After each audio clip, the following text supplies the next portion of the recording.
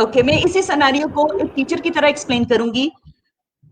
अगर एक टीचर को देखा जाए तो जैसे बच्चा बंधा हुआ है, वो टीचर भी बंधी हुई है, उसके ऊपर बहुत सारी रिस्पॉन्सिबिलिटीज है, but she is bound to do some certain things. क्या आप इस चीज से एग्री करते हैं या नहीं? जी मैम, बिल्कुल। हमने जब मैथ्स पढ़ा था तो हमें शुरू से ये सुनने को मिला मैथ्स बहुत मुश्किल है, मैथ्स बोरिंग है, मैथ्स टफ है।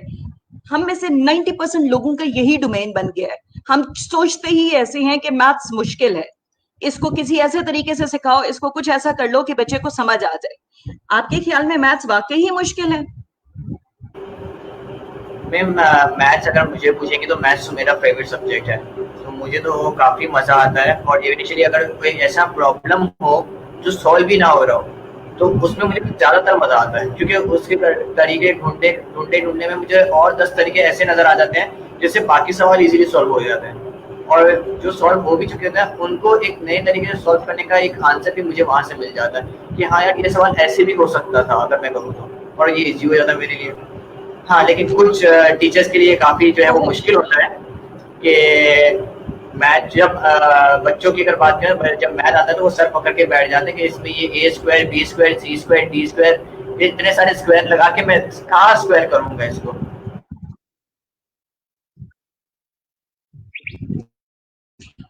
एक्चुअली सिनेरियो ये है कि जब वो बच्चा छोटा होता है या हम जब छोटे थे तो हमने वो चीज उसी तरह देखी थी कि ए स्क्वायर क्या था या बी स्क्वायर क्या था या ए प्लस बी स्क्वायर क्या था। हम बड़े भी हो गए तो हमें जैसे टीचर्स ने सिखाया हमने वैसे ही सुना और वैसे ही आगे पास कर दिया। 90% होता ये है कि जूनियर लेवल पे जो टीचर्स होती हैं they are not that much experienced. हम क्लास टीचर कॉन्सेप्ट बेस पे टीचर्स को लेते हैं।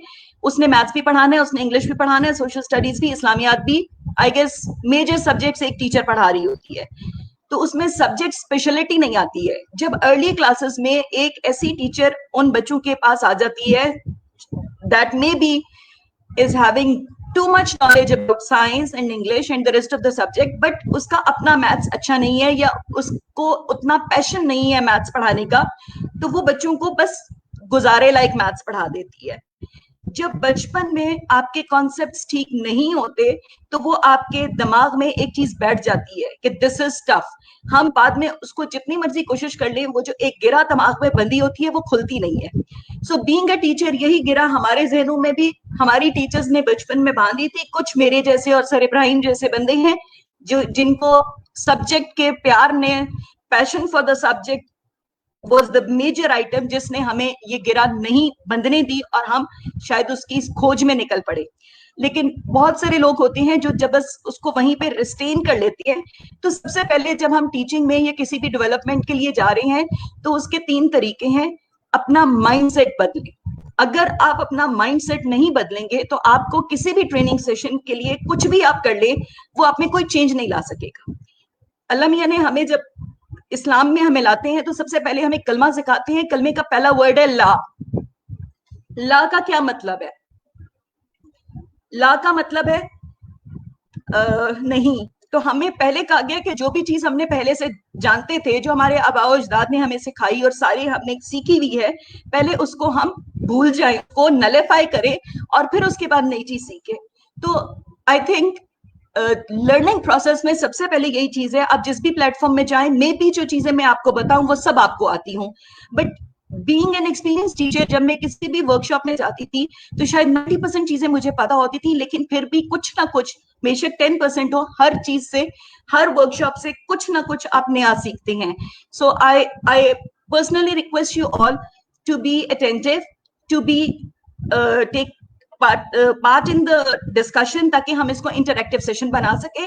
और अपने अपने ये जो गिरा है कि जी हम क्या कर सकते हैं, हम टाइम बाउंड हैं, उन चीजों को खत्म करने के लिए नए रास्ते ढूंढें। यहाँ पे फिर मैं एक छोटा सा कोट आपके साथ शेयर करना चाहूंगी। Change is only possible from with in you.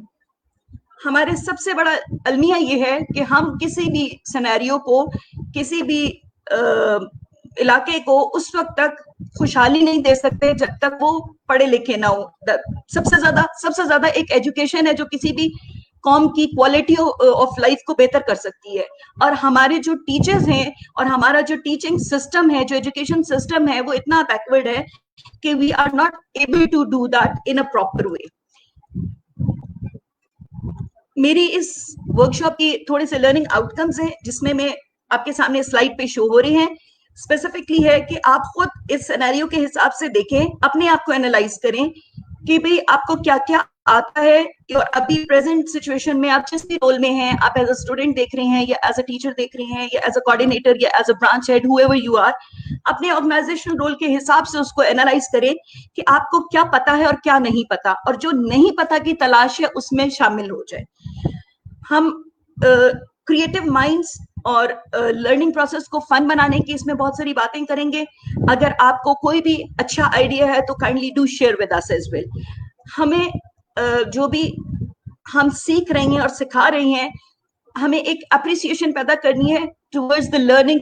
जब बच्चे को पढ़ना या सीखना अच्छा लगेगा या वो टीचिंग स्टाइल के साथ ज्यादा अडॉप्ट हो जाएगा, तो वो ज्यादा बेहतर तरीके से अपनी स्किल्स को एनहांस कर सकता है। और सबसे ज्यादा बच्चे से ज्यादा हमें अपने स्किल्स को एनहांस करना है ताकि हम इस टीचिंग के प्रोसेस को आसानी से आगे ट्रांसफर कर सके।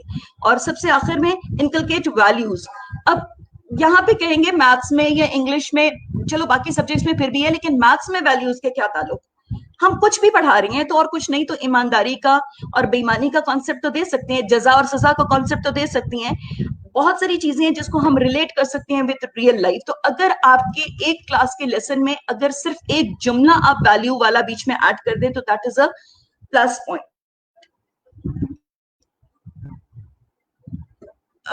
एक छोटा सा सिनेरियो है यहाँ पे, स्क्वाड एनालिसिस बोलते हैं, you all may be familiar with it.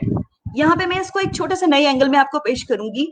You all know that there are 4 aspects: strengths, weaknesses, opportunities, and threats. As you can see from the diagram, that strengths and weaknesses are internal and opportunities and threats are from external. Like being a teacher, आपके जो भी positive points हैं और week points हैं वो आप खुद अपने एक पेपर पे लिखें और देखें कि आप क्या कर सकते हैं और क्या नहीं कर सकते।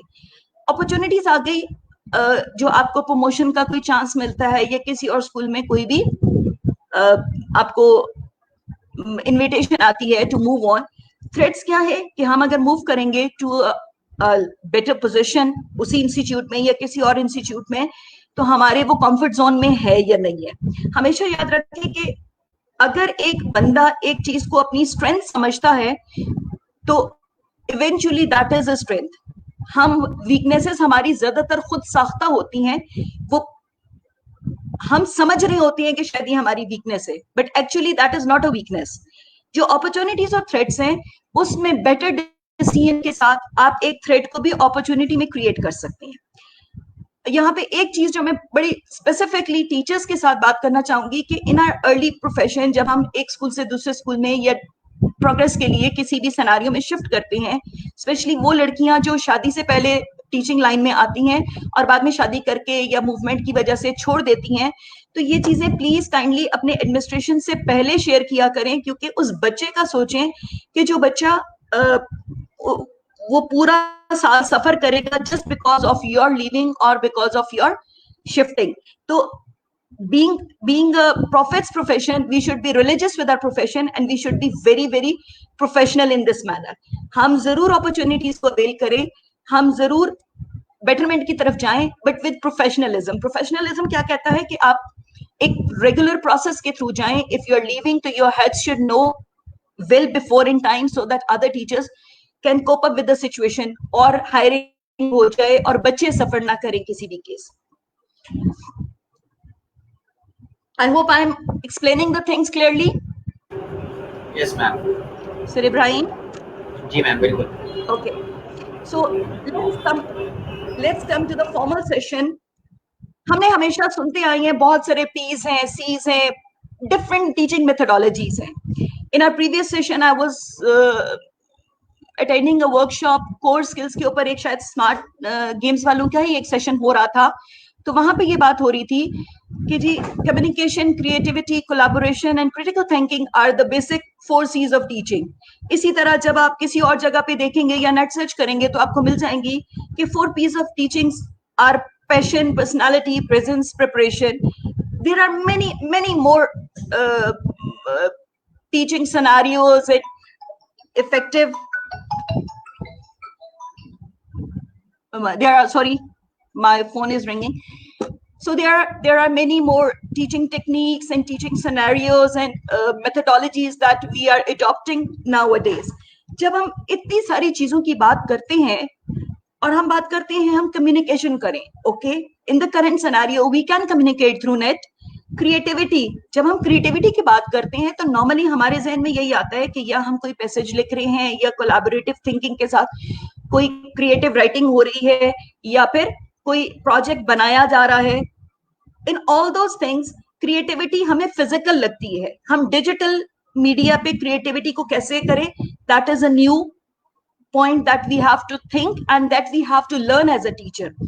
कोलैबोरेशन के लिए हमने कौन से मेजर्स इख्तियार करनी है।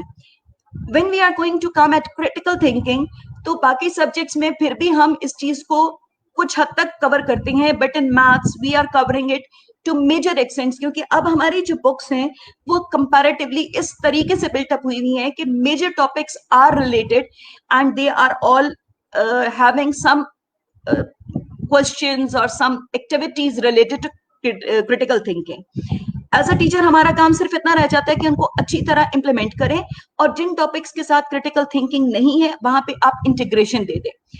इसी तरह जब 4 P's की बात करते हैं तो पैशन, तो मैंने और सर इब्राहिम ने आपको पहले बता दिया कि that is the love of the subject. If you have that love you can go in the depths of the subject. Second is personality. Your personality should be teaching का मेन जो role model होता है उसके लिए कुछ words इख्तियार किए जाते हैं कि like it's a motherly, it's a fatherly, it's a sisterly, it's a friendly, like it's a combination of many personalities. हमें एट अ टाइम उनके फ्रेंडशिप के लिहाज से भी बात करनी है ताकि हम उनके एसेसिबल हूं, हम उनको बात कर सके, और हमने एक फर्म कैरेक्टर के तौर पे भी बात करनी है ताकि वो उस बात का, आपके फ्रेंडली नेचर का या फ्रेंडली टॉक का नाजायज फायदा ना उठाए, आपकी क्लास कंट्रोल भी सही रहे। Then it comes presence. अब प्रेजेंस नॉर्मली वो होता है कि हाँ जी एक जगह हम खड़े भी हैं, या हम जब डिजिटल मीडिया में बात करते हैं तो presence is like I am present in your forum right now. लेकिन जब हम इधर बात करेंगे तो presence is basically your personality, how you act, how you create magic in the class. अब कुछ लोगों को तो वो गॉड गिफ्टेड है, उनका बात करने का अंदाज, उनकी बॉडी लैंग्वेज ऐसी है कि अगले उसको देख के खुद ब खुद इंस्पायर हो जाती हैं। But there are many other things that we have to learn and be a role model. And last is preparation. You all know that without preparation nothing is हम कुछ कर ही नहीं सकते हैं, प्रिपरेशन नहीं होगी तो you are stuck.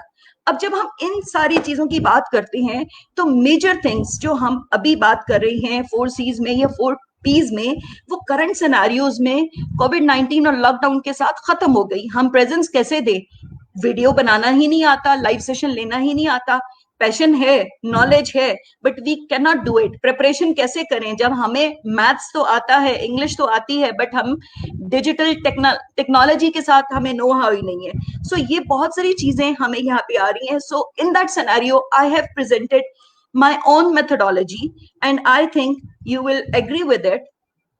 4 D's means dedication. Dedication as with the meaning clear कि हमें इतना डेडिकेटेड होना चाहिए कि जो चीज नहीं आती वो हम सीखेंगे। You have to be stubborn. If you want to learn something, you will. When there's a will, there's a way.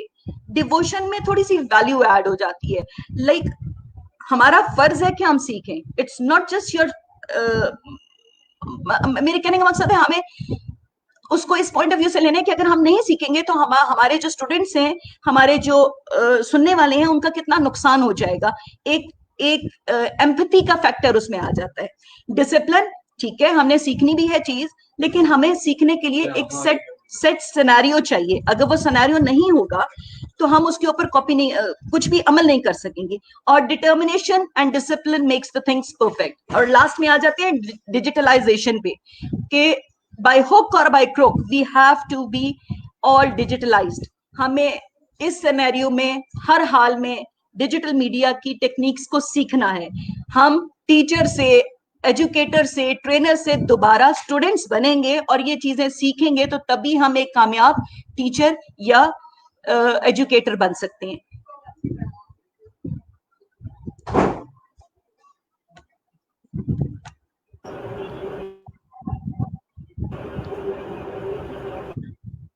Ma'am एक बात सिर्फ आपसे ये कहना चाहूँगा कि डिजिटलाइजेशन एक, क्योंकि हम मैथ की बात कर रहे हैं, तो मैं ये पूछना चाहूँगा कि जैसे एक मैथ क्योंकि एक ऐसा सब्जेक्ट है जो पढ़ाया तो एक्सप्लेनेशन से जाता है, उसके लिए आपको सॉल्व न्यूमेरिकल्स चाहिए होते हैं, उसको सॉल्व करने के लिए आपके पास एक पर्टिकुलर प्लेटफॉर्म होना चाहिए, सामने बोर्ड होना चाहिए। तो टीचर्स, एक मैथ अगर टीचर की बात करें तो वो ज़्यादातर जो है वो इस चीज़ पे कॉन्शियस हो जाता है कि अब मुझे डिजिटल लर्निंग करवानी है तो वो कैसे होगी, क्योंकि जाहिर सी बात है मेरे पास तो एक बोर्ड होता था जिसमें मैं सवाल लिख के सॉल्व करता था। अब ये कंप्यूटर आ गया, अब कंप्यूटर पे कैसे सॉल्यूशन हो सकेगा, वो बच्चे समझ सकेंगे जैसे स्टेप बाय स्टेप मैं इसको सॉल्व कर रहा हूँ, तो क्या बच्चे समझ रहे होंगे, क्या बच्चे उसको अच्छे से अंडरस्टैंड करेंगे ताकि वो प्रोड्यूस अपने एक्सरसाइज जब सॉल्व करें तो उसको प्रोड्यूस कर सकें। देखिए, मेरा कहने का मकसद बेसिकली इस टॉपिक को इंट्रोड्यूस करने का, डिजिटलाइजेशन का टॉपिक लाने का मकसद ही सबसे ज्यादा यही है कि किसी भी और टॉपिक में जब आप बात करते हैं तो कोलैबोरेशन के लिए आपके पास वॉल्स हैं, आपने वर्ड स्टिक किए, आपने ओरल बोला and you end up with something. But maths में आपके पास कुछ नहीं है। Secondly, when you are going on any platform, आपको जूम का प्लेटफॉर्म मिल रहा है, आपको और भी बहुत सारी जगह पे व्हाइट बोर्ड मिल रहा है, कहीं पे पेड है, कहीं पे फ्री वर्जन है। But in all the platforms आपको पहले तो ये सीखना है कि आप अपनी इक्वेशन लिखेंगे कैसे। When you are writing on touch board, हम तो डिजिटल मीडिया के इतने एडवांस नहीं है कि हम लिखें और बिल्कुल नीट आ जाए, तो आपकी राइटिंग ऐसी आएगी कि जो 1 के बच्चे की भी नहीं आएगी। तो पहला इम्पैक्ट ही खत्म हो गया कि आपने राइटिंग ऐसी लिखनी है कि बच्चा उसको कॉपी करे तो उसकी राइटिंग अच्छी हो। तो जब हम खुद उसकी प्रैक्टिस नहीं करेंगे तो दैट इज नॉट पॉसिबल। हमने सबसे पहले इस सिनेरियो में अपने आप को एज अ स्टूडेंट रजिस्टर करना है इन कोर्सेज। बहुत सारे यूट्यूब पे चैनल्स हैं, बहुत सारी फ्रीलांसिंग की साइट्स हैं जहाँ पे बहुत सारे कोर्सेज जो है वो ऑफर हो रहे हैं। अभी जैसे आपका ही मैंने देखा था, फ्रीलांसिंग पे हमारा एक कोर्स फ्यूचर में लॉन्च हो रहा है। इस टाइम पे जो मेजर एजुकेटर्स हैं they are on to training sessions, और मजे की बात यह है कि they are delivering it approximately free, बहुत बहुत कम चार्ज कर रही हैं। जो नॉर्मल सिनेरियो में अगर आप 10-10, 20-20 हजार दे के जो सिनेरियोज अटेंड करते थे, जो सेशंस अटेंड करते थे, वो अब आपको सारे फ्री मिल रहे हैं, because everybody is experimenting with this new technology. और उसको अपने अपने सर्वाइवल के लिए और अपने स्टूडेंट्स को रीच करने के लिए ये चीजें करनी पड़ रही हैं। तो मेरा आप सबको ये मशवरा है कि सबसे पहले खुद सीखने के अमल में आए। लाइक जब मैंने फर्स्ट उसमें स्टार्ट किया तो it took me complete 1 month, though I am digital literate, में इलेक्ट्रॉनिक मीडिया पे पिछले 10 साल से काम कर रही हूँ। But when I tried these softwares it took me 10 months to make a 2-minute video, जो आप लोगों में से बहुत सारे दोस्तों ने देखी भी। देखने में वो सिंपल 2+2 4 होगी, बट उसके बनाने में और उसके सीखने में जितना टाइम लगता है ये सिर्फ बनाने वाला जानता है। सो इस टाइम पे टीचर्स की लर्निंग ज्यादा इंपॉर्टेंट है बनस्बत स्टूडेंट की, कि हम ये स्टेप अगर सही तरीके से सीख लें तो आगे हमें प्रॉब्लम नहीं होगा। डायरेक्ट जंप करके आप सिर्फ उनको दे दें। अभी हम इस इलेक्ट्रॉनिक मीडिया पे और how we are going to integrate this media in our presentations में डिटेल में बात करूंगी। Sir, do we have any audience? हमें कोई कमेंट्स आ रहे हैं या नहीं आ रहे?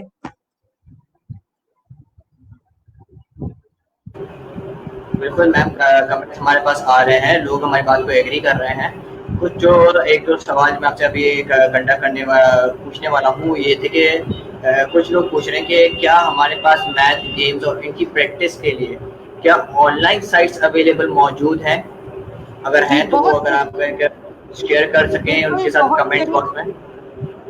जी जी, बहुत सारी साइट्स अवेलेबल हैं, बट हमारा अलमिया ये है कि they are all foreign sites. Like मैं खुद 2-3 साइट्स पे जिनको मैं काम करती रही हूँ, मैंने उनके मैसेजेस देखे हैं, but they are offering just a month free. मैं आपको एंड पे इनके कमेंट्स में वो लिंक शेयर कर दूंगी। Those who want to go and try that, that's plus point. बहुत सारे educators free of cost just for social factor ये चीजें अपने चैनल्स पे शेयर करना शुरू हो रही हैं. तो when I am over with the session I just give some links, उसमें आपको बहुत सारा आइडिया हो जाएगा. Any other question sir? No ma'am, you can continue. Okay sir, अभी हम एक छोटा सा वो करेंगे, क्वेश्चनियर टाइप चीज है. सॉरी, आई हैव टू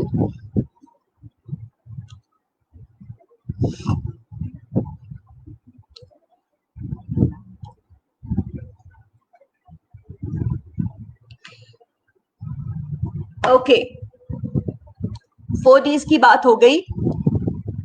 एक छोटी सी असाइनमेंट आ रही है आपके लिए, just to see that all of you are attentive and all of you are taking part in it. मैंने बोर्ड के ऊपर रोमन में लिखा है 6, सॉरी मैंने 9 लिखा है. Any suggestion that how you can make this 6? Sir मेरी बात क्लियर हो रही है? जी मैम, हमें इस 9 को 6 बनाना डालनी है जी. हमने कोई चीज काटनी नहीं है, हमने कोई और चीज नहीं करनी है, सिर्फ एक लाइन हम ऐड कर सकते हैं. मैथमेटिकली कोई भी लाइन आप इसमें ऐड करें तो ये 6 बन जाए जी. Any suggestion?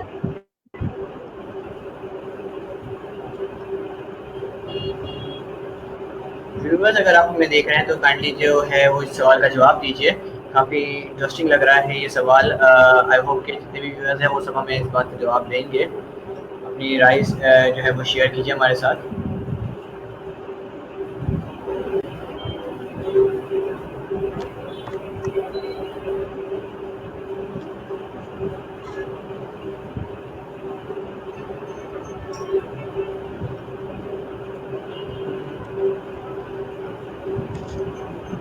Ji sir, any answer?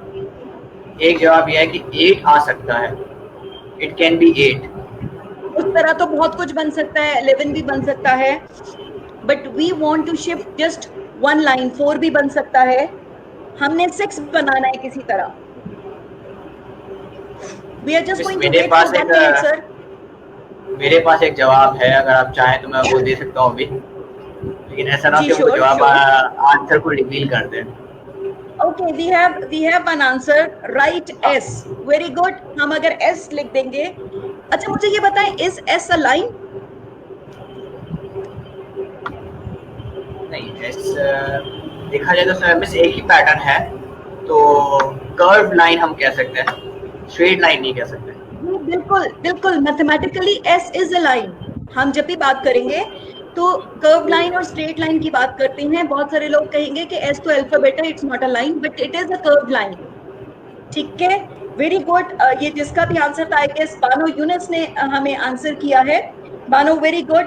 There is another way to do it. कोई और इसको दूसरा तरीका सोच सकता है?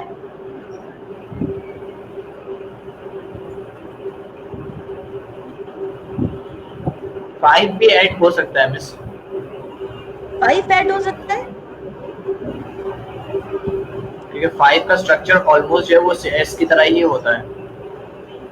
सर ठीक है, आपकी बात कुछ हद तक ठीक है कि it is similar to 6, but हमने एस ऐड किया या 5 ऐड किया, that is almost same thing, but there is another way, still another way.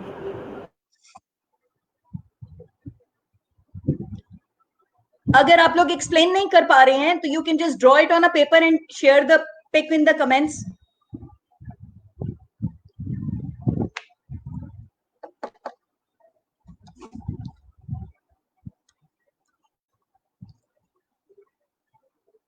Ji, I think hands up हो गए हैं. शुड वी गो ऑन और थोड़ा वेट करें?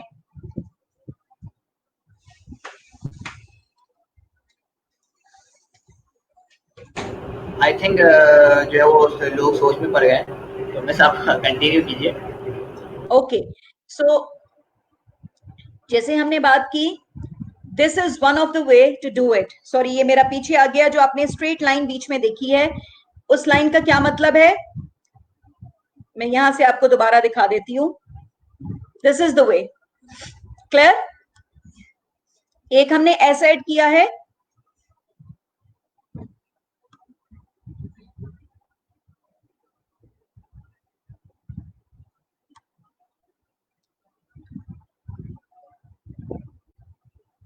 और एक हमने लाइन ऐड की है. मैं दोबारा उसको प्ले कर दिया ताकि आपको क्लियर हो जाए. Is it clear to all of you? अब ये लाइन कैसे सेक्स बना रही है? It's a mirror shape. जी, मिरर शेप. आप इसको फोल्ड करें. This is line of symmetry. If you fold it on line of symmetry, तो आपका जो नीचे वाला पोर्शन है जो लोअर साइड पे है, दैट विल बिकम 6. एक पेपर पे इसको लिखें सिमेट्रिकल, और लाइन ऑफ सिमेट्री पे फोल्ड कर दें, तो आपका एक हाफ जो है वो 6 शो हो जाएगा रोमन में. एक तरफ 4 शो करेगी, एक तरफ 6 शो करेगी. I hope I am making myself clear. जी मैम. ओके, तो ये एक छोटा सा एक क्लिप था, just to show that how we can introduce small little things in our teaching methodology that create interest and that make it engaging.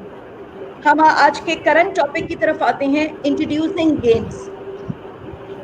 जब हम गेम्स की बात करते हैं तो सबसे पहले हम स्मार्ट गेम्स के प्लेटफॉर्म पे हैं, and I would like to have mister Ibrahim explain this topic that what is games and gamification.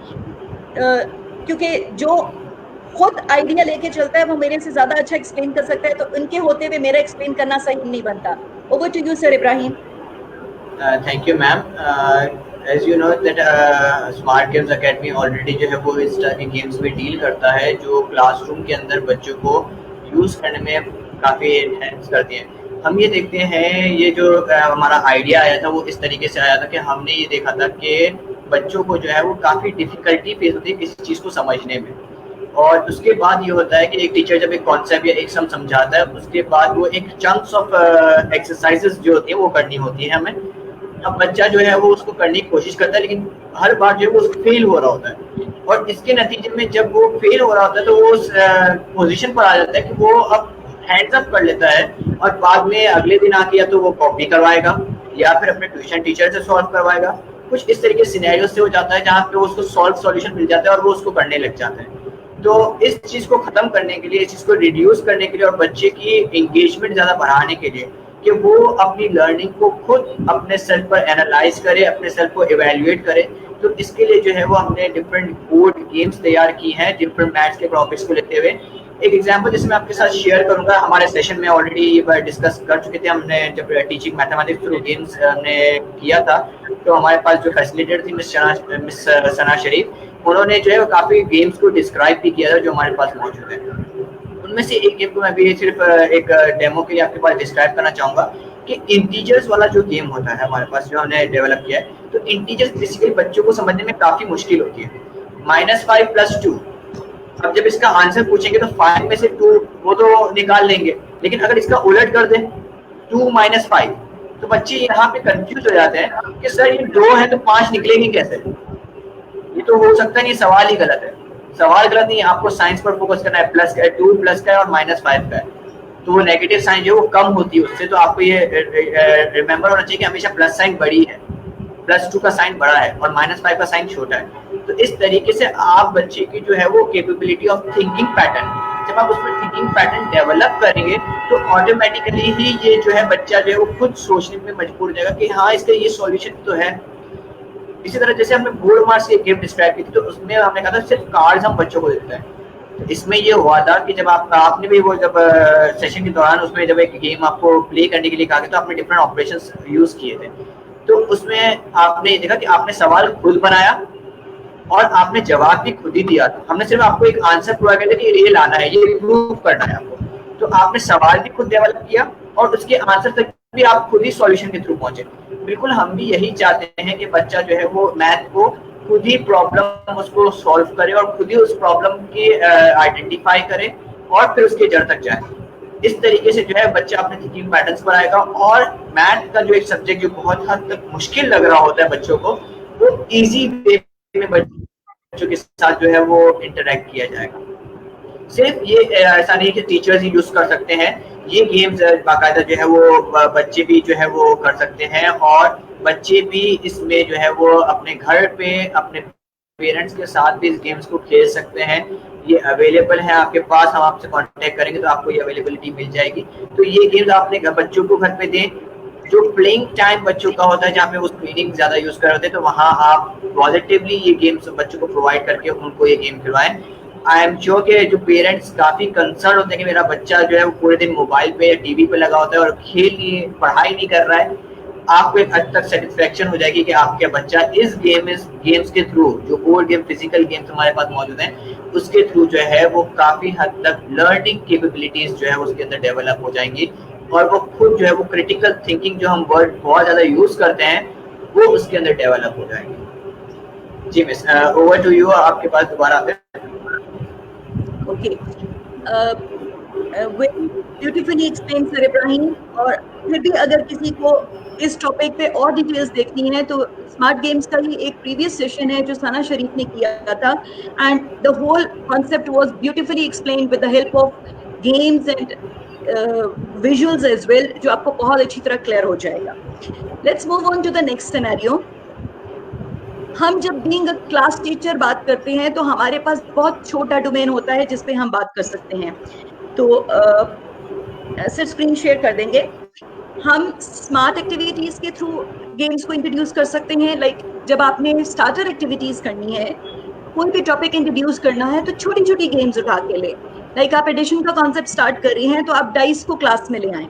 Dice के साथ आप नंबर्स थ्रो करेंगे। छोटे बच्चों ने 1 डिजिट एडिशन या सब्ट्रैक्शन करनी है तो 2 बच्चे आए एज अ टीम, एक ने एक डाइस पे नंबर थ्रो किया, दूसरे ने दूसरे पे किया, और जो भी वो होता है वो ऑपरेशन प्लस या माइनस उनको इंट्रोड्यूस कर दें। That can be played in the form of pair work as well. ये दोनों जो बच्चे साथ बैठ रही हैं वो दोनों आपस में कंपटीशन करें और विनर को फिर बाद में आप एक कंबाइंड सेशन उसका करवा लें। इसी तरह आप इसकी सामने प्रेजेंटेशन कर सकते हैं कि कोई भी एक गेम ऐसा उठा लें जो ट्रू फॉल्स के ऑप्शंस के साथ हो, और आप क्लास के बजाय पूरे स्कूल में असेंबली प्रेजेंटेशन में वो क्वेश्चंस करते जाएं and the whole school is answering them. अब नॉर्मली क्लासेस और सेक्शंस होते हैं, जैसे जब हम पढ़ाते थे तो 5-5, 6-6 सेक्शंस होते थे, तो आप एक ही टाइम पे 20 मिनट्स की असेंबली में एक कोई कॉन्सेप्ट छोटा सा लेके उसका कोई भी एक छोटा सा क्विज बनाए या एक छोटी सी एक्टिविटी बनाएं और उसको आप असेंबली प्रेजेंटेशन में ले जाए। बेशक ये बहुत बड़ा कॉन्सेप्ट नहीं होगा, लेकिन उसको बीच में एक फन फैक्टर ले आएगा, पैशन ले आएगा आपके लिए। Next move on to reinforcement activities. आप घर में जब उनको बच्चों को काम देते हैं तो आप ऐसी गेम्स उनको बना के दें जो वो घर पे आराम से अपने बहन भाइयों के साथ खेल सके। यहाँ पे जो गेमिफिकेशन की गेम्स हैं वो तो आएंगे ही आएंगी। आप एज अ क्लास टीचर कोई भी गेम इंट्रोड्यूस कर सकती हैं। लाइक आपने कार्ड्स के ऊपर ऑपरेशन रखे और डिजिट्स रखे, डबल थ्रो किया कि जी 2 नंबर है उनको प्लस करो और फिर जो भी नंबर आता है उसको या मल्टीप्लाई करो या डिवाइड करो। It can be done with fractions as well कि जी पहला नंबर ऊपर आएगा, दूसरा नंबर नीचे आएगा, हर बच्चे ने 2 दफा थ्रो करना है और 2 नंबर्स बनेंगे और फिर उसकी कंपैरिजन होगी। Whoever has the greatest number, जो भी फ्रैक्शन बड़ा होगा दैट पर्सन विंस। छोटी छोटी चीजें हैं जो आप सिर्फ कॉन्सेप्ट बिल्डिंग के लिए यहाँ पे आप एज अ गेम उनको इंट्रोड्यूस कर सकते हैं। फिर उसके बाद आ जाते हैं online game links. Online game links इस तरह होंगे कि आपने किसी साइट पे गए और वहाँ पे ऑलरेडी डेवलप्ड वो आ रही हैं, तो आप वहाँ पे आराम से इनको दिखा सकते हैं। अच्छा, अब जब हम ये सारी बातें करते हैं तो सबसे बड़ा जो इशू आता है वो आता है आपका करिकुलम का। हर जो प्रैक्टिसिंग टीचर है वो एकदम से बात करेगी कि सर हमने तो एक करिकुलम है जिसको ख़त्म करना है। जब हम बात करेंगे किसी और सिनेरियो में तो वो फिर भी पॉसिबल है, बट जब हम बात करेंगे अपने इसकी मैथ्स की तो वहाँ पे केस डिफरेंट हो जाता है। इंग्लिश में, मैथ्स, उर्दू में, साइंस में हम बड़े आराम से कोई एक टॉपिक स्किप करके बाकी के 4 या 5 टॉपिक डिटेल में पढ़ाएं तो हम उसमें गेमिफिकेशन भी ला सकते हैं, हम उसमें डेप्थ भी ला सकते हैं, हम उसमें टीचिंग मेथोडोलॉजीज को भी ऐड कर सकते हैं। हम ये कॉन्सेप्ट बड़ी अच्छी तरह दे सकते हैं कि instead of 5 topics we are teaching 4 topics and we are giving depth to the topic. But जब मैथ्स की बात आती है तो if we are leaving one concept, maybe छोटे मोटे टॉपिक को हम कर भी सकते हैं, but a complete whole topic can not be omitted. जो 1 में पढ़ा उसी की बेस पे 2 आएगी, जो 2 में पढ़ा उसी की बेस पे 3 आएगी, और 3 ऑनवर्ड्स तो वो पॉसिबल ही नहीं रहता. अगर हम अपना सिलेबस कंप्लीशन नहीं करते तो बच्चा इवेंचुअली बड़ी क्लासेस में जाके बहुत प्रॉब्लम फेस करता है, क्योंकि वो सारे कॉन्सेप्ट्स एक दूसरे से बिल्ट इन है. लाइक मैं एग्जांपल दूंगी, like being a class teacher, जब आप इंग्लिश पढ़ाते हो आप कॉम्प्रिहेंशन करवाते हो. कॉम्प्रिहेंशन सिखाने के लिए अगर आप 2 टॉपिक्स के बजाय एक टॉपिक उठा लो और उसकी डेप्थ में कॉम्प्रिहेंशन सिखा दो, तो द पॉइंट इज क्लियर. आपने बच्चे को कॉम्प्रिहेंड करना सिखाना है, उस पैसेज का रट्टा नहीं लगवाना. लेकिन जब हम मैथ्स की बात करते हैं तो पहला टॉपिक एडिशन है और दूसरा टॉपिक सब्ट्रैक्शन है. हमें दोनों को कवर करना है. अगर हम दोनों को नहीं कवर करेंगे तो बच्चा लैग बिहाइंड कर चलेगा. सर, एनी पॉइंट इस पे कोई आप कहना चाहेंगे कुछ? जी मैम, मैं बिल्कुल आपकी बात से एग्री करता हूँ कि बिल्कुल हमें जो है ये एक चंक अगर लेके चलते हैं तो उसको नेक्स्ट क्लास में उसको फॉलो अप करना और नेक्स्ट क्लास में उसे बिल्कुल लाइन टू लाइन लेके चलना बहुत ज़रूरी है. कि वंस एक ब्रेक जो है वो काफ़ी हद तक जो है वो हमें जो है वो काफ़ी बैक डाउन कर देता है और बच्चे के वो कॉन्सेप्ट्स को लूज कर देता है, बेसिक्स को कमज़ोर कर देता है. और हमें इस बात का भी ख्याल बहुत रखना चाहिए कि बच्चे को जो है उनकी बेसिक्स के हवाले से काफ़ी हद तक जो है हम उस पर बेसिक्स पे अगर मेहनत करेंगे तो आगे के जो हमारे जो बड़े कॉन्सेप्ट्स आते हैं जिसमें अलजेब्रिक टर्म्स हैं और ये सब है, तो वो काफ़ी हद तक जो है वो इजी वे में हमारे पास जो है वो सॉल्व हो जाते हैं. बिल्कुल sir. Sir, now can we share the screen? Yes miss, it's there. Okay. जब हम बात कर रहे हैं numbers, operations, mathematics, algebra, measurement, information handling, reasoning and logical thinking, तो all the topics are very important. हम किसी एक को भी मिस नहीं कर सकते.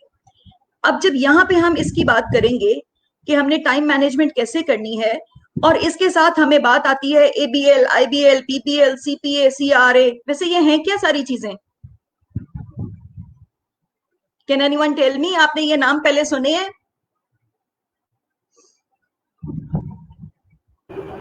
मिस, PBL तो सुना हुआ है, प्रोजेक्ट बेस्ड लर्निंग कहा जाता है. बिल्कुल ठीक हो गया. प्रोजेक्ट बेस्ड लर्निंग, जिसमें हम एक सेट पैटर्न पे एक प्रोजेक्ट दे देते हैं जिसके स्टेप्स पहले से डेवलप किए होते हैं कि उसमें कौन कौन सी लर्निंग स्किल्स शामिल की गई हैं. बच्चा जब वो प्रोजेक्ट करता है तो उन स्टेप्स को जब वो कवर करता है तो उसमें बहुत सारी लर्निंग हो जाती है. Okay, any other idea about ABL, IBL, CPA, CRA? ABL activity based learning हो जाएगा और IBL इंक्वायरी बेस्ड लर्निंग. ठीक है. और CP और CRA में पहली बार सुन रहा हूँ, इसलिए मुझे इसका आइडिया चले नहीं है. मैं ठीक हो गया. बेसिकली ये कंक्रीट प्रेजेंटेशनल अप्रोच है और कंक्रीट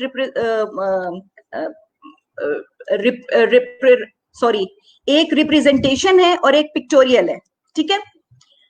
अब जब हम किसी भी कॉन्सेप्ट को लेते हैं, स्पेसिफिकली जब हम मैथ्स को लेते हैं, तो हम कहते हैं x is equal to this and y is equal to this, तो वो कॉन्सेप्ट क्लियर नहीं होता. जब हम उसी कॉन्सेप्ट को या फ्रैक्शंस की बात करते हैं, हम कहते हैं 4/7, तो वो कॉन्सेप्ट क्लियर नहीं होता. उसी कॉन्सेप्ट को आप किसी रिप्रेजेंटेटिव चीज के साथ, जैसे डायग्राम हो गया, रिप्रेजेंट करते हैं तो वो CRA बन गया. और अगर हम कोई भी कॉन्सेप्ट पिक्चर के थ्रू एक्सप्लेन करते हैं तो वो पिक्टोरियल अप्रोच हो गई. इन शॉर्ट मैं आपको सिर्फ इतना बताना चाह रही हूं कि करंट सिनेरियो में अब जब टीचिंग पे हम बात करने पे आते हैं तो इतनी ज्यादा अप्रोचेस हैं कि हम खुद भी कंफ्यूज हो जाते हैं कि कौन सी अप्रोच अपनानी चाहिए और कौन सी नहीं अपनानी चाहिए. बाय द वे, आप में से किसी को आइडिया है कि मैथ्स की बुक्स में या इंग्लिश की बुक्स में आपकी कौन सी टेक्निक यूज हो रही है?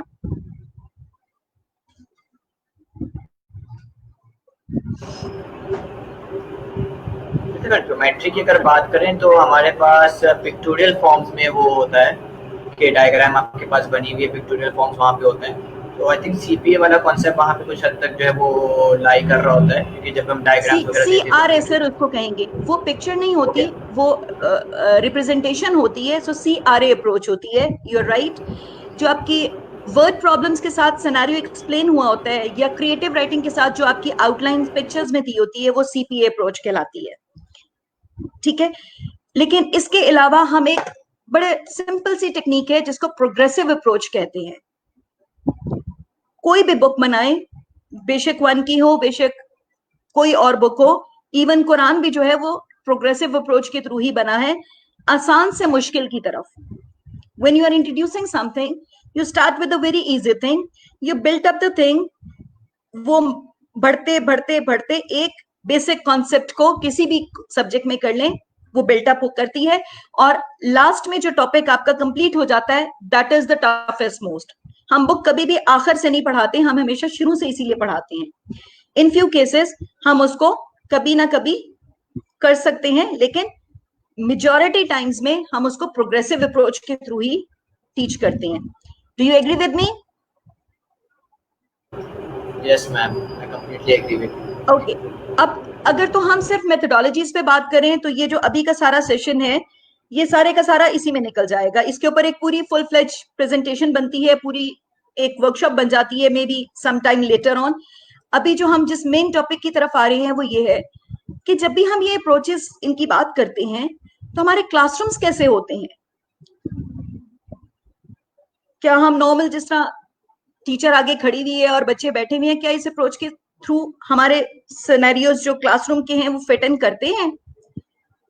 जो तरीका जिससे हमने पढ़ा था बचपन में, क्या आप आज भी वही यूज कर रहे हैं, या हमें अपनी मेथोडोलॉजी को अपडेट करने की जरूरत है? As a teacher, class student centre होनी चाहिए या टीचर सेंटर होनी चाहिए? I believe in student centre होनी चाहिए, जहाँ पे स्टूडेंट्स जो है वो अपनी लर्निंग का खुद जिम्मेदार हो, और टीचर सिर्फ एज अ फैसिलिटेटर वहाँ पे मौजूद हो, जो बच्चों को सिर्फ गाइड कर रहे हो। ठीक, अच्छा, ऐसी सिनेरियोज में जब हम ये सारी मेथोडोलॉजीज की बात करते हैं, हम कहते हैं ऐसी होनी चाहिए, टीचर फैसिलिटेटर हो, बच्चे लीड ले, do you think the class will be काम एंड क्वाइट? तो मैं अगर स्टूडेंट सेंटर की अगर बात करते हैं तो वो तो हो ही सकता, पॉसिबल ही नहीं है। हम इतनी सारी एक्टिविटीज करवाते हैं, हम कहते हैं हम उसमें प्रोजेक्ट्स भी लाएं, हम उसमें एक्टिविटीज भी लाएं, हम उसमें गेम्स भी लाएं, हम उसमें कॉन्सेप्ट बिल्डिंग भी लाएं, हम सब कुछ कर ले। कितना लंबा पीरियड मिलता है? 40 मिनट्स का पीरियड होता है, कभी कभी डबल पीरियड मिल गया। Is it possible in that? और उसमें ये भी कहते हैं कि रिटन वर्क मस्ट होना चाहिए। इन अदर सब्जेक्ट्स में भी उनको 1 या 2 दिन एक्सप्लेनेशन के लिए मिलते हो, मैथ्स में तो एक्सप्लेनेशन के साथ भी रिटन वर्क जाना होता है। Do you think we can manage it in good quality of time? It's hard to manage ma'am, but हाँ, लेकिन अगर ये बात मैं यहाँ पे जरूर कोट करूँगा कि अगर बच्चे का कॉन्सेप्ट क्लियर है और वो खुद कर सकते हैं, तो आपको कॉपी वर्क तो ऑलरेडी ऑटोमेटिक हो जाता है, क्योंकि बच्चा जब वो उस कॉन्सेप्ट क्लियर होता है तो उसके पीछे वो फिर जो है वो उसकी प्रैक्टिस करना शुरू कर देता है। And math is all about practice, so once he starts to practice, your work is half done. Okay, और कॉन्सेप्ट क्लियर कैसे होता है? प्रैक्टिस की फेज में तो तब आएगा जब कॉन्सेप्ट आप बिल्ड करोगे। जब बिल्डिंग के लिए हमने रिटर्न काम करना है और सारा कुछ करना है, जब हम एक्सप्लेनेशन के साथ उसको करेंगे, तो सबसे ज्यादा जरूरी आपका टाइम मैनेजमेंट है। If the teacher is managing the time properly, only then she will be able or he will be able to do all the things and achieve the targets.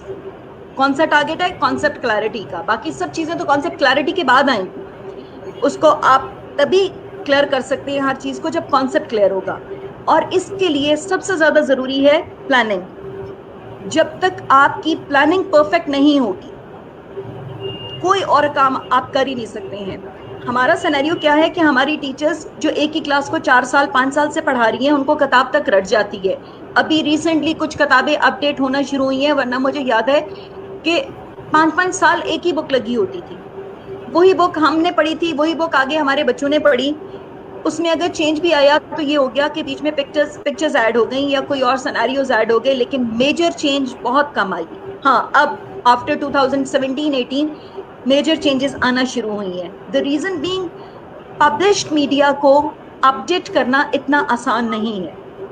उसके लिए बहुत सारा काम करना पड़ता है, बहुत प्रूफ रीडिंग होती है, and then you can produce a print digital media या प्रिंट मीडिया। लेकिन क्लासरूम सिनेरियोज में हम फौरन से चेंज ला सकते हैं, हमें कहीं पे नहीं करना, हमने एक एक्सपेरिमेंट करना है। ये सारी जो मेथोडोलॉजीज हैं they are called experimental learning, उनमें से कोई भी एक एडॉप्टिव तरीका अपनाएं जो आपको सूट करता है, जो आप अच्छी तरीके से मैनेज कर सकते हैं, and then move on to your planning में जैसे बहुत सारी टीचर्स ने आपसे बात की होगी, मैक्रो प्लानिंग भी होती है, माइक्रो प्लानिंग भी होती है। मैं टाइम मैनेजमेंट को और प्लानिंग को बस जिस्ट में छेड़ूंगी, मैं बहुत ज्यादा डिटेल नहीं करूंगी, because I don't think so that we have that much time.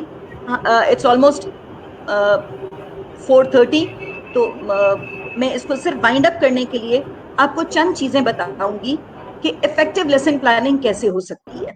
Effective lesson planning के लिए सबसे ज्यादा जरूरी है कि आप अपने मेंटल मैथ्स पे जोर दें। जो भी आप अपने बच्चे को पढ़ाना है, आपने उसके लिए बहुत ज्यादा इफेक्टिव तरीके इख्तियार करने हैं। और जब आप ये सारी चीजें कर लेंगे, उसके बाद एप्लीकेशंस पे आ जाए। लाइक मेंटल मैथ्स में हो गया, रूल्स याद करवा दिए, टेबल्स याद करवा दिए, आपके जो फिंगर टिप्स पे चीजें हैं। एम आई राइट? उन चीजों को जब आप थोड़ा सा रूल्स और फॉर्मूलाज को आप थोड़ा सा विजुअल्स में और अपनी मेथोडोलॉजीज में, अपने स्पोकन लेक्चर्स में बार बार रिपीट करेंगे, तो the child will able to get it, बजाय इसके कि वो रटा लगाए। अब दूसरा तरीका है एप्लीकेशंस का। एप्लीकेशन कैसे कर सकते हैं?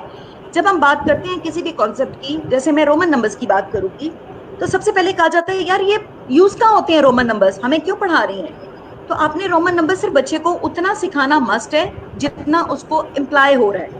उसके आगे अगर वो कॉन्सेप्ट रह भी जाता है तो it does not make a huge difference.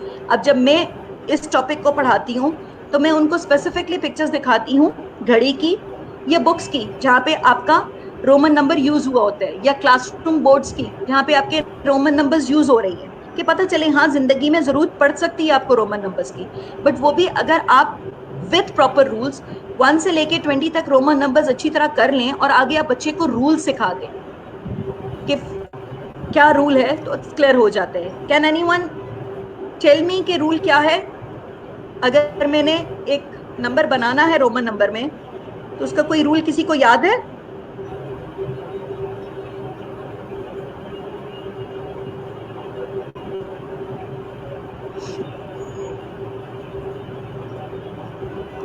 Sir any reply? No ma'am, अभी तक तो कोई रिप्लाई नहीं है। चले कोई बात नहीं, instead of waiting will just finish it of. जब आपने एक बड़ा नंबर बनाना है, लाइक 10 से बड़ा नंबर, तो हम जो भी छोटा नंबर है वो बड़े नंबर के बाद में लिखेंगे। लाइक x का साइन 10 है और हम जब 1 का साइन जो उससे छोटा साइन है उसके बाद में करेंगे तो both the science will be added. 10 + 1 is 11। अगर हमने कोई छोटा नंबर बनाना है जो 10 से छोटा है, तो the smaller number will be written before the bigger number. Like 1 पहले हो और 10 का साइन बाद में हो, तो वो 10 - 9 होगा। इसी तरह आप सिंबल सिखा देते हैं कि अगर हम 5 करते हैं तो 5 मीन्स V का साइन है। अगर 4 बना रहे हो तो 5 से पहले 1 लगेगा, अगर 6 बना रहे हो तो 1 बाद में लगेगा। Same rule is applied even when you are applying a bigger number, बेशक हंड्रेड्स में हो बेशक थाउजेंड्स में हो। जब एक बच्चे को ये रूल क्लियर हो गया और उसने क्लास 2-3 में 1 से लेके 20 तक सीख लिया, और जब 4th-5th में जब ये रोमन नंबर्स दोबारा आए तो आपने सिर्फ रूल रिपीट करना है, उसको रीइंफोर्स करना है विद बिगर टर्म्स, जैसे 101 क्या होगा, 99 क्या होगा। Certain numbers pick and choose करें और आप वो उसको ड्रिल करवा दें। मेरे ख्याल में बच्चे को कभी भी रोमन नंबर्स नहीं भूलेंगे। आई hope I make myself clear on this topic. Yes ma'am. Okay, second चीजें हम बात करते हैं पर्सनलाइज लर्निंग की। सर बुक में तो बहुत सारी एक्टिविटीज हैं, ये एक क्लिप उसी में से लिया हुआ है। These type of activities can be integrated from anywhere. आप सिंपल बोर्ड पे या चार्ट पेपर के ऊपर कोई भी एक इस किस्म की एक्टिविटी कर सकते हैं। अपने करना ये है कि कुछ सिनेरियोज ऐसे लेने हैं जहां पे जो आप क्वेश्चन कर रहे हैं that can be implemented in more than 1 sequence, और आप पूरी क्लास को ग्रुप डिस्कशन में लेंगे। Activity is not more than 5 to 10 minutes. आपने जो स्टार्टर एक्टिविटी में करना है वहां पे ये चीजें करेंगे। जैसे यहाँ पे बोर्ड पे आपको स्क्रीन पे शेयर हो रहा होगा, कुछ नंबर्स हैं और ऊपर बड़ी क्लियर इंस्ट्रक्शन लिखी हुई है, ग्रुप 3 और 4 एडजेसेंट नंबर्स। अब सबसे पहले हमने उनको बताना है कि व्हाट आर एडजेसेंट नंबर्स। जब हमने एडजेसेंट का वर्ड क्लियर कर दिया तो बाकी की गेम बहुत आसान हो गई। That add up to 20। अब ये 1 और 2 में बहुत आराम से हो जाएगा। मेंटल मैथ्स की बहुत अच्छी ड्रिल है कि आपने बच्चे को करना है कि देखो कौन से नंबर्स है जो साथ हैं। एडजेसेंट मीन्स नेबरिंग, किसी एक दीवार सांझी होगी। उन्होंने 2 एग्जाम्पल्स दी हुई हैं, 4, 8 and 8, जो रेड में थोड़ा सा हाईलाइट हुआ है, ठीक है। और दूसरी एग्जाम्पल दी हुई है 8, 6 and 6। If you add these numbers it makes 20। Can you think of any other number?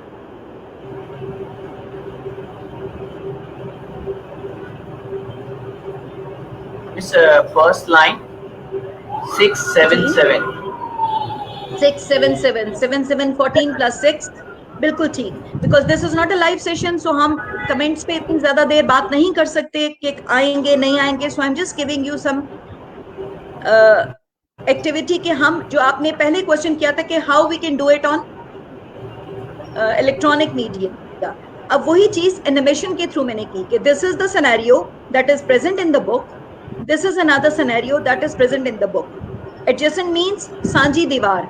4 और 8 के दरमियान में एक लाइन कॉमन है, 8 और 8 के दरमियान में एक लाइन कॉमन है। दूसरी तरफ देखें, 8 और 6 के दरमियान में एक बाउंड्री लाइन कॉमन है और 6 और 6 के दरमियान में एक बाउंड्री लाइन कॉमन है।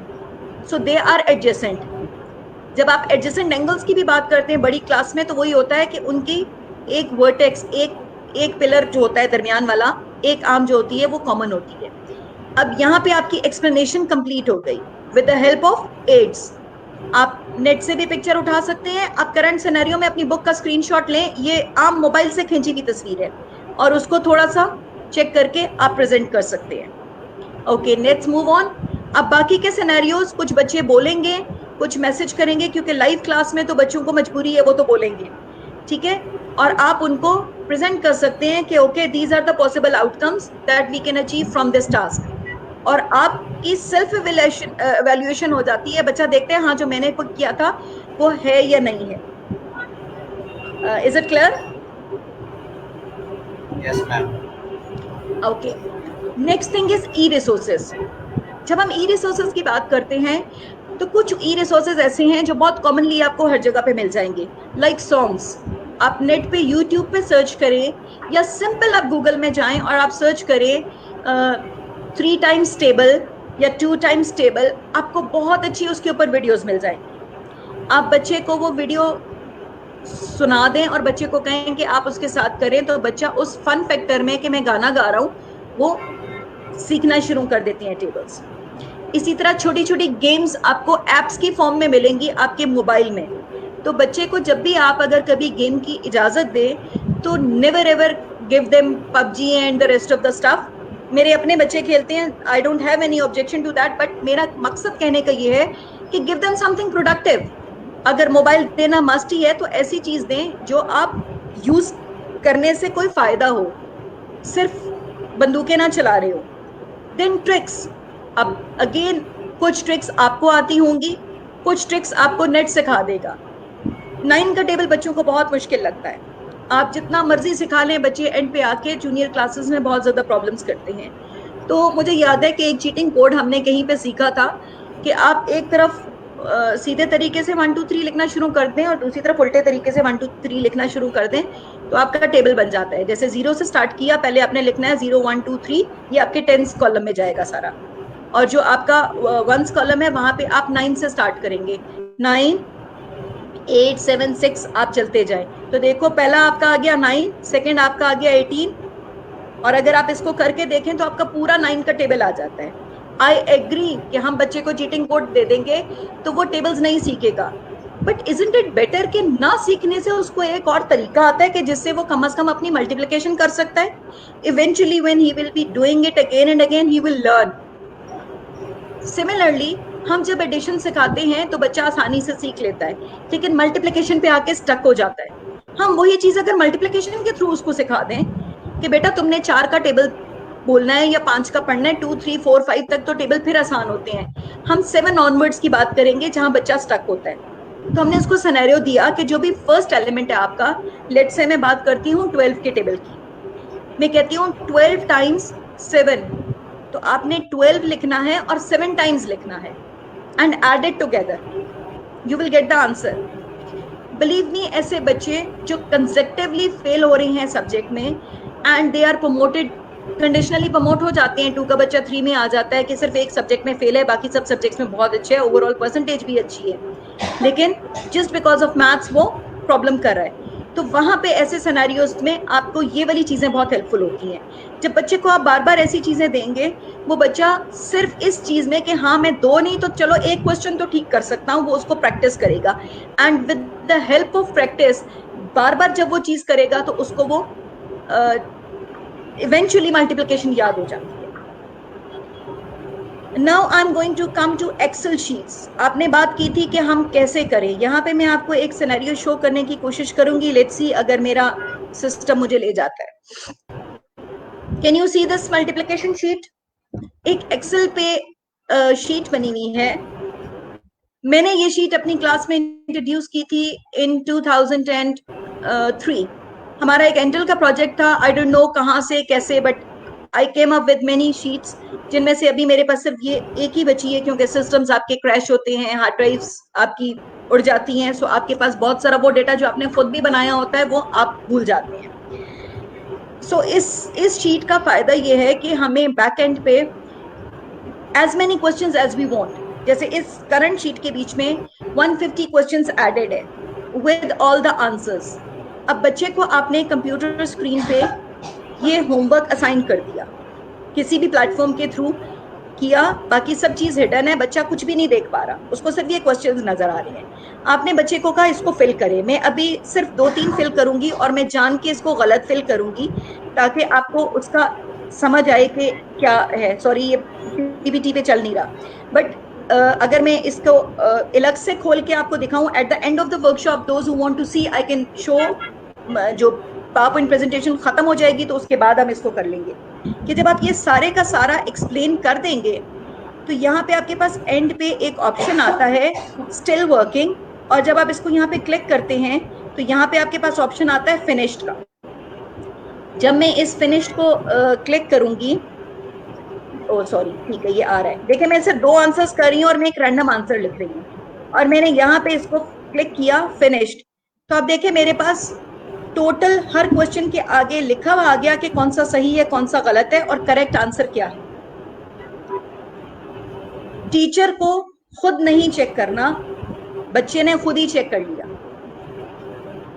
हम इसको अपने वेबसाइट्स के साथ इंटीग्रेट भी कर सकते हैं, बट एज अ पेरेंट आप ये नीचे वाले कॉलम्स बच्चे को ना दिखाएं और आप उसको सामने बिठा के कहें ओके बेटा करो। आपको बिल्कुल मैथ्स नहीं आता, आपके पेरेंट्स इतना तो देख सकते हैं कि बच्चा खुद कर रहा है। जब उसने कर लिया तो आपने पेरेंट्स को कहा जस्ट क्लिक और ये जो चीज है ये मुझे शेयर कर दे। आपकी इवैल्यूएशन भी हो गई और आपकी प्रैक्टिस भी हो गई। Do I make sense?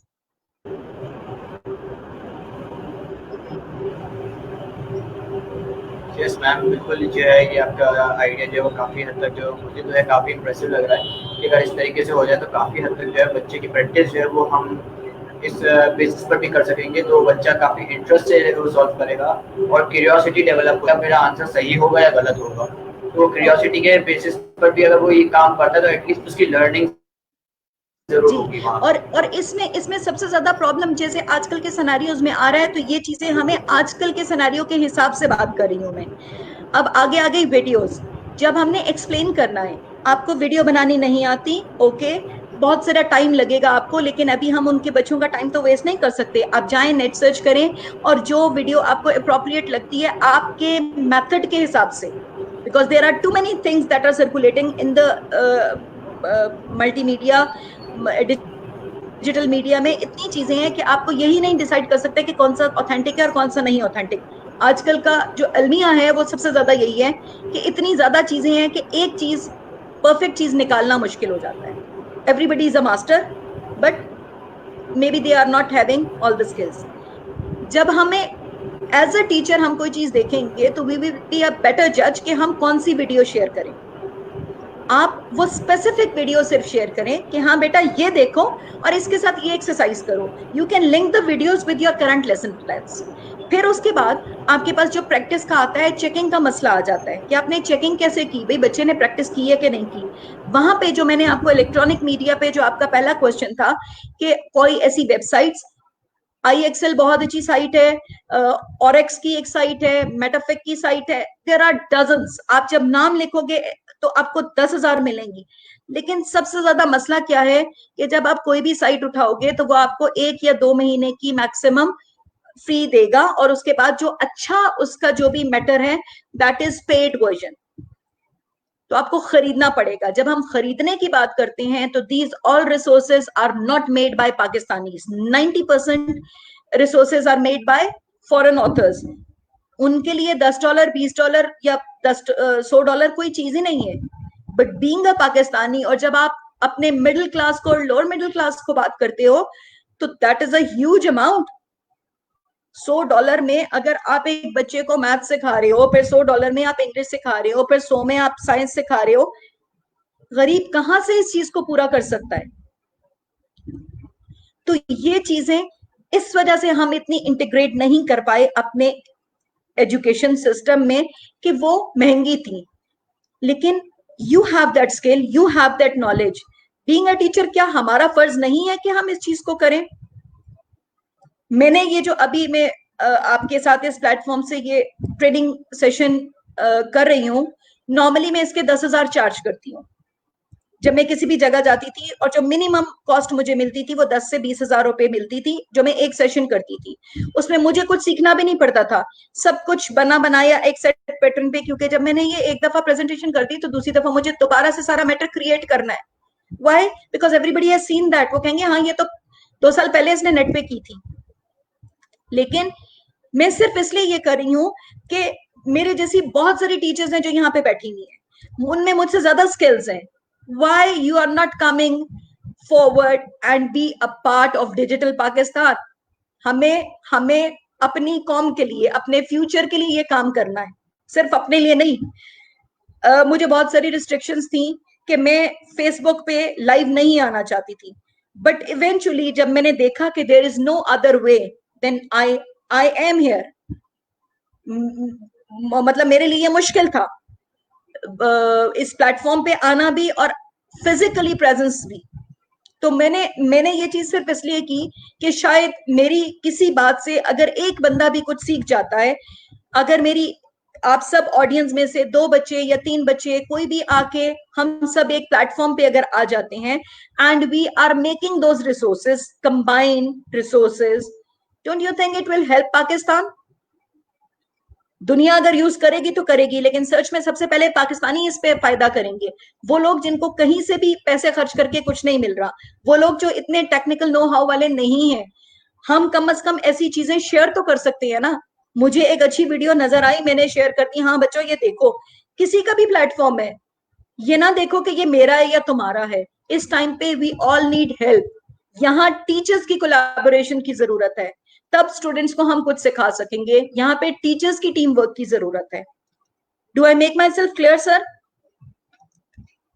Ji ma'am, बिल्कुल यही मोटिव हमारा भी है कि हम भी अपने टीचर्स जो ऑलरेडी हमारे साथ लाइन पर हैं, जो हमें ज्वाइन करते हैं, उनके लिए कुछ नई चीज़ें, नई ट्रेनिंग दी जाए ताकि उनकी एनहांसमेंट इस लॉकडाउन के अंदर के जो है, वो कहते हैं कि जब कोई चीज़ पड़ी रहती है तो वो ख़राब हो जाती है, तो हम उसको ख़राब नहीं होना देना चाहते. हम चाहते हैं कि उनके पास नई टूल्स आएँ, नई चीज़ें आएँ, नए मेथड्स आए, ताकि जब वो अपकमिंग सेशंस में जाएंगे, अब जब स्कूल्स रीओपन होंगे तब स्कूल्स में अंदर जाएंगे, तो उनके पास इस तरह के टूल्स हो, इस तरह की सारी चीज़ें अवेलेबल हो, वो अपने आप को इतना ग्रूम कर लें कि जब वो पढ़ाएं तो एक बच्चों को ये फील हो कि यार ये लॉकडाउन से पहले जो थी वो टीचर कुछ और थी और आज ये टीचर का पढ़ाने का तरीका ही कुछ और है, कि जितना मजा आया जिस क्लास में जैसे पहले कभी नहीं आता था. तो यही हमारी थिंकिंग पैटर्न है, जो आपने अभी कहा कि बिल्कुल हमें यही इस थिंकिंग पैटर्न पर चलना है और हमें ही जो है वो एक दूसरे की हेल्प करते हुए आगे एक दूसरे को ग्रो करना है. Okay, my next point is power point presentation. हम सब पावर पॉइंट के यूज को जानते हैं. जैसे ये अभी जो मैं आपसे अपनी एक्सपर्टीज शेयर कर रही हूँ, that is with the help of power point, क्योंकि मुझे जूम के ऊपर लिखना सही नहीं आता, तो मैंने ये मीडिया ज्यादा बेहतर समझती हूँ। अगर आपको पावर पॉइंट प्रेजेंटेशन नहीं बनाना आती तो वो भी यूट्यूब भरा हुआ है आपको सिखाने के लिए। हर चीज के लिए ट्रेनिंग वर्कशॉप्स चल रही हैं। बहुत सारी मेरे जैसे बंदे हैं जो बैठे हुए हैं फ्री में भी सिखाने के लिए। फ्रीलांसिंग साइट्स बैठी हुई हैं जहां पे आपको हर तरह का बंदा मिल जाता है जो बहुत मिनिमम कॉस्ट पे आपके साथ बैठ के काम करने को तैयार है। And if your cause is good, if your mission is good, बहुत सारे लोग आपको फ्री में काम करके देंगे। जैसे स्मार्ट गेम्स का ये प्लेटफॉर्म बहुत हेल्पफुल है सबके लिए, तो everybody is collaborating with them. हम बहुत शुक्रगुजार हैं इस प्लेटफॉर्म के जिन्होंने मौका दिया और हमारी आवाज लोगों तक पहुंची। हर कोई इतनी इतनी सोच नहीं रखता कि हर किसी को अपने प्लेटफॉर्म पे बुला के अपनी ऑडियंस भी दे दे। तो हमने ये करना है कि जब आप कोई भी पावर पॉइंट प्रेजेंटेशन बनाते हैं, maybe you are not good at power point presentation but your point is very good, try to share the resources ताकि दूसरा उसको अपने पॉइंट ऑफ व्यू से अपने तरीके से एक्सप्लेन कर सके। जैसे हमने 4Ps और 4Cs को एक्सप्लेन किया, बिलीव मी आप 5 प्रेजेंटेशंस देखोगे और पांचों की पांचों को एक्सप्लेनेशन डिफरेंट होगी। हर एक स्लाइड पे वही 4Cs लिखी होंगी, लेकिन हर बंदे का एक्सप्लेनेशन पॉइंट ऑफ व्यू बिल्कुल डिफरेंट होगा। Then whatever book you are teaching, किसी भी बुक पे चले जाएं, आपको टीचिंग गाइड्स मिल जाएंगी, उसके ऊपर आपको बहुत सारा मवाद मिल जाएगा जो आप आराम से शेयर कर सकते हैं। So that is what we call e resources, that is what called digitalization. ठीक है, और मेरा लास्ट पॉइंट है रीइंफोर्समेंट। इलेक्ट्रॉनिक टेस्ट में आपसे ऑलरेडी शेयर कर चुकी हूं, आपने इस चीज को अपनी टीचिंग मेथोडोलॉजी का पार्ट बनाए। It is not only for maths, आप उर्दू के, मैथ्स के, इंग्लिश के, हर तरह के बना सकते हैं। उर्दू वालों के लिए थोड़ा सा मुश्किल है कि उर्दू टाइपिंग बहुत टफ है और उनका मैटर सिर्फ उन्हीं को बनाना पड़ेगा, because very little concepts and things are on available on net. But English वाले, साइंस वाले, वो तो इतना मैटर पड़ा हुआ है। मैथ्स वाले, मैथ्स में आपको इक्वेशन टाइप में थोड़ा सा इशू आता है, बाकी सब चीजें बहुत अच्छी जाती हैं। आप नेट सर्च करें, अच्छे तरीके से 4-5 वीडियोस देखें। अगर आपको कॉपीराइट का इशू है तो आप अपने वे में उसको प्रेजेंट करें, but try to pass on good things to others as well. And last, self learning tools, ऐसी चीजें जो सबको कुछ सीखने का अमल दें। लाइक आपको मैं अभी, जैसे जो सर ने शुरू में क्वेश्चन किया था कि कुछ ऐसे प्लेटफॉर्म्स जहां से बच्चे खुद सीख सकते हैं या ऑनलाइन, तो मैं आपको बच्चों के लिए वो टेस्ट देने के बजाय मैं आपको आपके लिए वो दूंगी। यूट्यूब बहुत बड़ा उस्ताद है, आप उसमें जाके सीखें। आप किसी भी सॉफ्टवेयर को खोल लें, उसकी अपनी लाइव सेशंस है। आप कोरल खोलते हैं तो कोरल की हेल्प आपको मिल जाती है, आप एडोब एक्रोबैट खोलते हैं तो आपको एडोब की हेल्प मिल जाती है, आप फोटोशॉप खोलेंगे तो आपको फोटोशॉप की हेल्प मिल जाएगी। नेट सर्च करें, टॉपिक लिख के आपको 10 वीडियोस मिल जाएंगी जो एक ना एक वीडियो ऐसी हो जाएगी, but you need to invest your time. I know time is money, but you have to invest it for the betterment of your future generation. हमने होमवर्क क्या देना है, आज का सबसे बड़ा सिनेरियो है लॉकडाउन के, उसमें देना क्या है होमवर्क, कैसे दे सकते हैं होमवर्क। आप होमवर्क दे भी देते हो तो वो आपके पास वापस कैसे आएगा, आप चेक कैसे करोगे। बच्चे स्क्रीनशॉट लेके भेजेंगे ना, पहले तो बच्चा इतना कैपेबल ही नहीं है कि वो अपलोड और डाउनलोड वाले ये बहुत सारी चीजें नहीं कर सकते।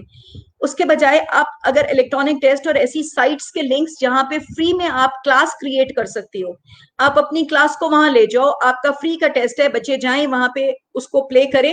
इतनी टेक्निकल नो हाउ बच्चे में है कि जो मोबाइल गेम खेल सकता है वो इलेक्ट्रॉनिक टेस्ट अपने मोबाइल पे या अपने लैपटॉप पे कर सकता है। So just you have to give them a path. I hope that is all clear.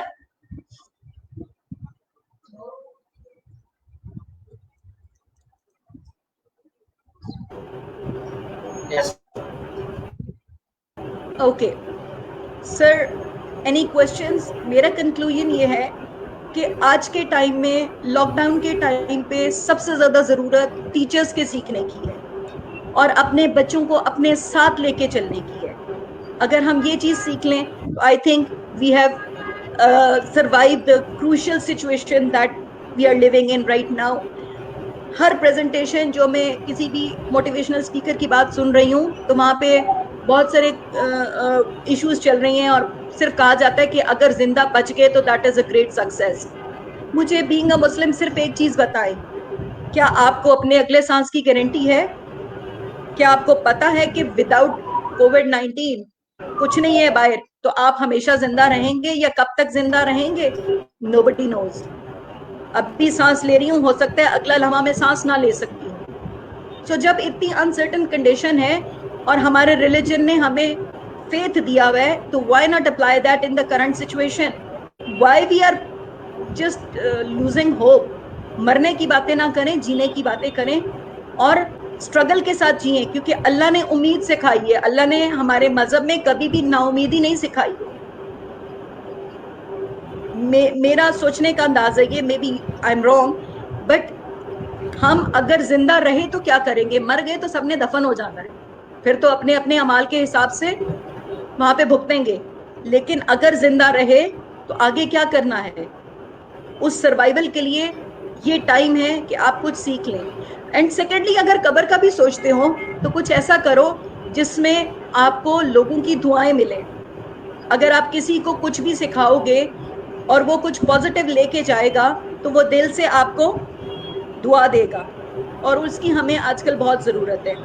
That's end to my presentation. If you have any questions, you are most welcome.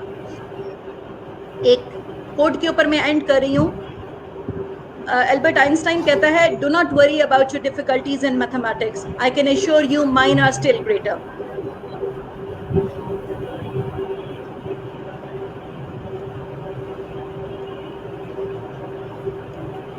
Ji sir, over to you. Any question answers? इस सवाल से भी ये आया है कि which platform you are using? Sir, for what? For video making or for any other purpose? For any other purposes like online or tools. तो मैं चाहूँगा कि जो आपने लिंक्स जो हमारे ऑडियंस के लिए थोड़ी बहुत शेयर करें, जहाँ पे इनके कुछ ऐसे लर्निंग टूल्स जो वो अपने आप को देख सकें और उससे कुछ मदद इनसे ले सकें। जैसे मैथ के आपने कहा था ऑनलाइन जो है वो गेम्स वगैरह अवेलेबल हैं, तो इस तरह के लिंक्स जो है वो हमारे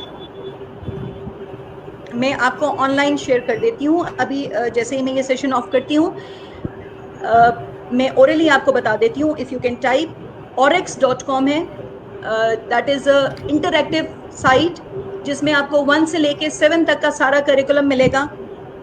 इट्स अ पेड वर्जन, लेकिन अभी कॉन्विट के सिलसिले में आई गेस 1 मंथ या कुछ टाइम के लिए वो फ्री आपको दे रही हैं। आपको IXL का तो मेरे ख्याल में मेजॉरिटी को पता है, वो 1 मंथ फ्री होता है, then it is paid version. आपको अर्ली क्लासेस के लिए मेटाफिक है, metafic.com, वो बहुत अच्छी है, but these are all paid. मेरी अपनी जो मैं काम कर रही हूँ, मैं इलेक्ट्रॉनिक्स पे आजकल काम कर रही हूँ कि इलेक्ट्रॉनिक टेस्ट हूँ, बट इट्स इन प्रोसेस। इंशाल्लाह बहुत जल्द मेरा अपना चैनल आ जाएगा। If anybody wants contacts and the rest of the thing, तो सर इब्राहिम से आप लोग वो कॉन्टेक्ट शेयर कर सकते हैं। All the contact details are with him. Net पे आप जाएंगे, वीडियोस आपको यूट्यूब भरी हुई है, आप सिर्फ गूगल करना जानते हो, आपके पास एक इंटरनेट कनेक्शन हो और एक मोबाइल भी हो, तो आप इस काम को आराम से लेके चल सकते हैं। Sir, any other question? No ma'am, इसके साथ ही जो है मैं यहाँ सेशन जो है वो एंड करना चाहूँगा और ऑडियंस की तरफ से आपका शुक्रिया अदा करना चाहूँगा कि आपने अपने कीमती टाइम के साथ हमारे साथ इतनी जो है कि बहुत ही इंफॉर्मेटिव आपने हमारे साथ ये नॉलेज शेयर की है, और आपका इस पर बहुत बहुत शुक्रिया अदा करना चाहूँगा कि आपने हमारे प्लेटफॉर्म पर आकर जो है वो इस तरीके के सेशंस जो है हमारे ऑडियंस के लिए रखे हैं, और इंशाल्लाह जो है वो आगे भी हम आपके साथ जो है वो कोलैबोरेशन करते रहेंगे, और उम्मीद करते हैं कि ऑडियंस भी हमारे साथ रहकर इसी तरह ही जो है वो आपसे और हमसे एक दूसरे से सीखते रहेंगे, और हम एक साथ मिलकर जो है वो अपने जो फ्यूचर स्टूडेंट्स है, जो जनरेशन हमारी अपकमिंग है, उन्हें इस प्लेटफॉर्म पर इस टूल्स के साथ जो है वो आगाही करेंगे, क्योंकि दुनिया तो जो है वो टेक्नोलॉजी के हिसाब से काफ़ी आगे तक निकल चुकी है, और हम चाहते हैं कि हमारे बच्चे भी जो है वो उस फील्ड में बिल्कुल उनके बराबर ही आगे रहें। तो उम्मीद है कि आज के इस सेशन से काफ़ी जो है वो लोग इंस्पायर भी होंगे, काफ़ी मोटिवेट भी हुए होंगे, और इंशाल्लाह जो है वो आपकी दी हुई गाइडलाइंस पर, दी हुई इंफॉर्मेशन पर ज़रूर अमल करेंगे। Thank you sir. मैं स्मार्ट गेम्स का सना का आपका शुक्रिया अदा करना चाहूंगी कि you have given me a chance to share my thoughts with the audience. I am a very new in this, maybe मैं शायद टेक्निकल नो हाउ में बहुत पीछे हूँ, आप गलतियों से भी जज कर रहे होंगे, बट हम करेंगे नहीं, हम सीखेंगे नहीं तो nobody else will do it for us. We have to do it to learn. Thank you, sir. Thank you so much ma'am.